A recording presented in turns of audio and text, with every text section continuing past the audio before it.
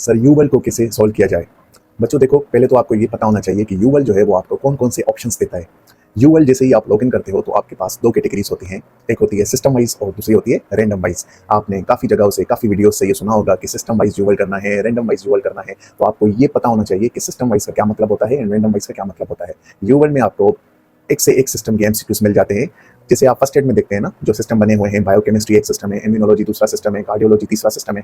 तो ये सिस्टम आप अलग अलग भी कर सकते हो यूवल में एमसीक्यूज बना के, और इसके अलावा आप मिक्स भी कर सकते हो। तो पहला ऑप्शन जो आपको यूवल देता है वो इधर आप सिस्टम वाइज सॉल्व करें या आप रैंडम वाइज सॉल्व करें।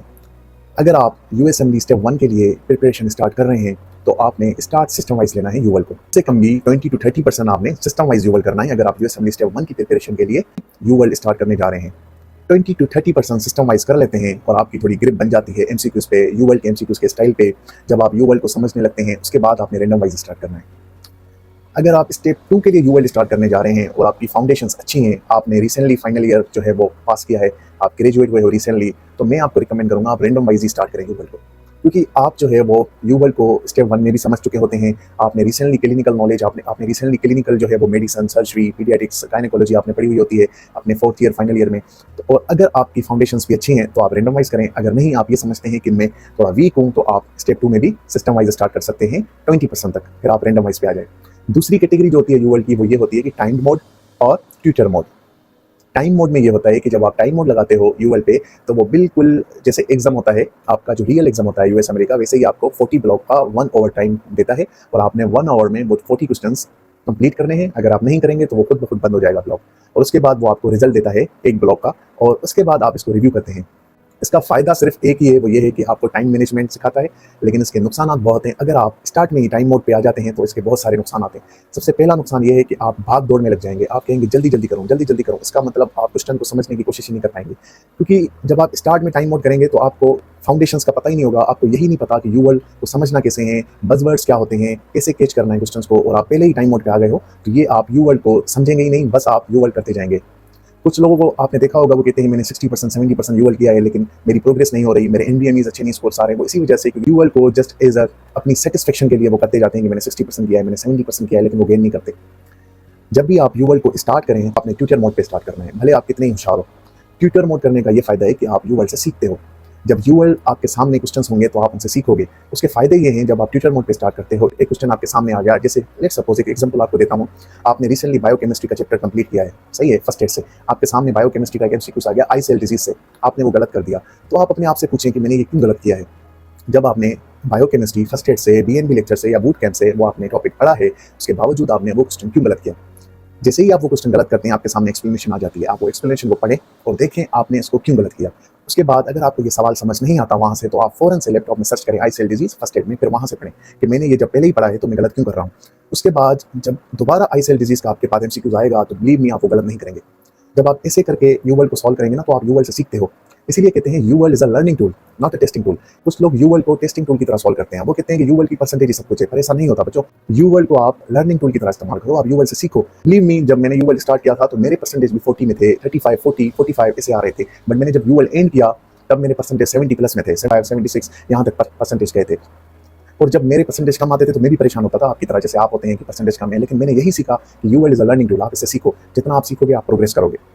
तो आपने क्या करना है, ट्यूटर मोड पे स्टार्ट करना है यूएल। ट्यूटर मोड पे जब आपका एक एमसीक्यूज आता है तो आप वो पढ़ के फिर आप दूसरे पे जाते हो। जब आप टाइम मोड पे करते हो ना तो आप जब एक ब्लॉक तो चलो आप 1 ओवर में कर दोगे, उसके बाद जब एक्सप्लेनेशन पढ़ने की बारी आती है ना तो हर कोई बेजार हो जाता है। हर किसी को पता होता है कि इससे जान छुड़ानी है, अब इससे जान छुड़ानी है, मोबाइल चलानी है और सोना है। ये मैं सबके लिए बात कर रहा हूँ, ऐसा ही होता है सबके साथ। इसलिए आप जब एक एक एमसीक्यूज करके जाओगे ना ट्यूटर मोड पे तो आप एक तो बेजार नहीं होंगे और दूसरा आप गेन करोगे उससे। जब आप गलत करोगे वो आपके सामने एक्सप्लेनेशन होगी, उसको सर्च करोगे फर्स्ट एड में, फिर आप वहाँ से पढ़ोगे वो टॉपिक, फिर आगे दूसरे एमसीक्यूज पे जाओगे। यूएल से आपने जान नहीं छुड़वानी है, यूएल से आपने सीखना है। आप यहाँ तक समझ गए, तो यूएल को कैसे सॉल्व करना है। पहले स्टार्ट करेंगे आप सिस्टम वाइज 20 to 30% तक भी आप जा सकते हैं। उसके बाद आपने रैंडम पे स्टार्ट करना है, लेकिन ट्यूटर मोड पे करना है।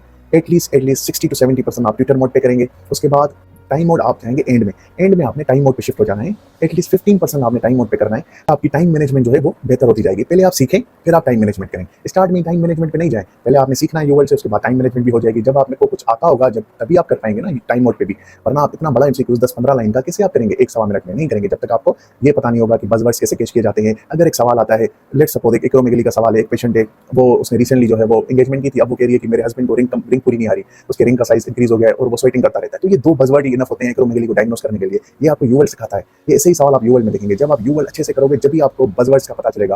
कोई टीके का पेशेंट आ गया, आपने देखा बच्ची है, उसने जो है वो इंसुलिन मिस कर दिया, अब आप देख रहे हैं बाइकार्बोनेट कम है और देख रहे हैं ग्लूकोज बढ़ा हुआ है, एसिडोसिस लगी हुई है बाई टीके। क्यों आप इतना 2 पेजेस का सवाल पढ़ रहे हो? जब आप यूएल को अच्छे तरीके से करोगे ना तो आप ऐसे ही बज़वर्ड्स को कैच करने लगोगे और आपकी डायग्नोसिस बहुत अच्छी होती जाएगी। इसीलिए स्टार्ट में 20 to 30% आपने सिस्टमाइज करना है और तकरीबन उसके बाद रैंडम में करना है और तकरीबन 60 to 70% ट्विटर मोड पे ही करना है। उसके बाद आपने 10 to 15% टाइम मोड पे करना है, टाइम मैनेजमेंट के। स्टेप 2 वालों को तो मैं यही रिकमेंड करूंगा कि सीएमएस फॉर्म्स भी आपने ट्विटर मोड पे करने हैं। सीएमएस फॉर्म बहुत ज्यादा अच्छे फॉर्म्स हैं, मुझे वो पर्सनली बहुत पसंद है। सीएमएस से आप जितना हो सके उतनी नॉलेज गेन करें। आप देखें कितने प्यारे कॉन्सेप्ट्स हैं उसमें, ट्विटर मोड पे करें, बहुत फायदा होगा आपको। और स्टेप 2 की एनबीएमईज बहुत अच्छी हैं। स्टेप 2 की एनबीएमईज आप तक हो सके टाइम है तो सारी करें, 9 से लेके अभी तो शायद 16 और 17 जो भी लेटेस्ट आई है वहां तक करें। बाकी स्टेप 1 की जो एनबीएमईज है वो मैं आपको रिकमेंड करूंगा 26 से लेके ऑनवर्ड्स जो भी आई हैं आप वो सारी कर सकते हैं। इवन मैंने स्टेप 3 में एनबीएमई भी ट्विटर मोड पे की थी। मुझे वहां से नॉलेज गेन करनी थी, मुझे सीखना था, मुझे अपने आप को ये नहीं देखना था कि मेरी कितनी परसेंटेज आ रही है। इसलिए मैं यही रिकमेंड करता हूँ जितना हो सके नॉलेज गेन करें इनसे। आप ये ना देखें कि मेरी इतनी परसेंटेज आ रही है, इतनी आ रही है। आप स्टार्ट में ये चीज़ें ना देखें। ये चीज़ जब देखी जाती है जब आप एटलीस्ट 4 मंथ्स आप दे चुके हो अपनी पढ़ाई को, आप प्रोग्रेस कर चुके हो अपने यू वर्ल्ड में, आपने फर्स्ट एड के कॉन्सेप्ट गेन कर लिए। उसके बाद अगर आपके स्कोर प्रोग्रेस नहीं हो रहे हैं, फिर आपने अपनी पढ़ाई का पैटर्न थोड़ा चेंज करना होता है, मॉडिफिकेशंस लानी होती हैं। इसका मतलब आपको कुछ ना कुछ डिस्ट्रैक्शंस हैं, आप अच्छे से कॉन्सेप्ट्स नहीं गेन कर पा रहे हो, फिर हमें चेंजिंग करनी होती है। स्टार्ट में ये चीज़ें ना लाएं। स्टार्ट में आपने बस एक ही चीज़ माइंड में रखनी है कि मुझे जितना हो सके कॉन्सेप्ट्स गेन करने हैं, जितना हो सके नॉलेज गेन करनी है इन यू वर्ल्ड से, फर्स्ट एड से, जो भी आप देख रहे हो स्टेप 1 2 3 में, बस जितना हो सके आपने नॉलेज गेन करनी है। बाकी आप लोगों को कोई भी तकलीफ हो, कोई भी मसला हो, मैं बैठा हूँ, आप उससे पूछ सकते हैं। Thank you so much for watching video.